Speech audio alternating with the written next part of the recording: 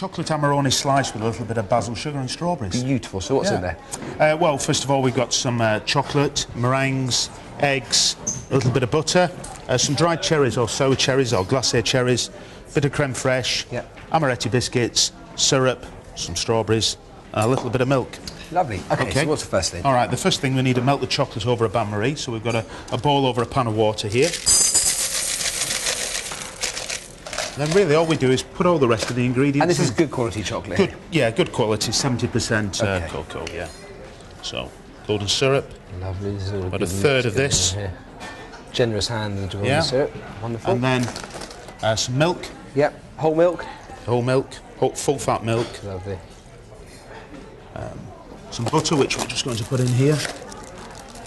This is a very nice sort of mixture going on. This is a kind of Matthew Fort ingredient.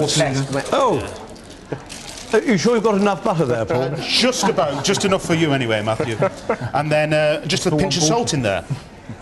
And that just needs a little bit of a stir. Okay, so that's now going to cook down. Yeah. So what do we do with this now? Well, all we do is now add the meringues, the egg, a little bit of amaretti biscuits and some cherries. So we just need to beat an egg. Okay.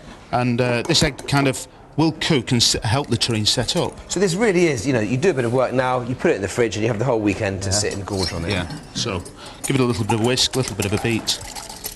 Paul, could you use honey instead of the syrup? Yeah, you could use honey. It would work really well, actually. It would obviously make the flavour different. You'd get this kind of honey flavour from it. Wouldn't say it would overpower, but it would certainly make a difference to the flavour. So is that still hot, that chocolate, or do you wait for it to cool down before putting the egg in? Yeah, you allow it to cool down a little bit, but not completely cold. So you don't want a total scrambled egg when it's just going in. Okay. And really, then you should allow this to cool down a little bit before you put the meringue and the amaretti in. So we literally just break these up. And this is to give texture and a little bit of nice lumps in here. A couple of these, maybe 3. Go for 3 on there. Go on, we'll go for 3 then. Yeah, put some amarettis in there if you want. Amarettis, how many of those do you want? Half a dozen. You can break some and throw some in. Just break them up into half. Cherries into there. Oh, that's a good feeling. That's wonderful. Nice, It's very hands-on, this cooking, isn't it? You could even do sort of, Well, I got this kind of recipe from the late great Francis Coulson at Sharrow Bay. So that great legend who inspires so many of you. Yeah. Sort of, you know, and he used to put sponge biscuits and things like that in with it. So you can actually vary it to whatever's around. You could also put sort of sweets almost in. We've got a terrine here. Just lined it with a little bit of cling film. Okay. Nice and tight. And literally just... Paul, didn't you start your career at Sharrow Bay?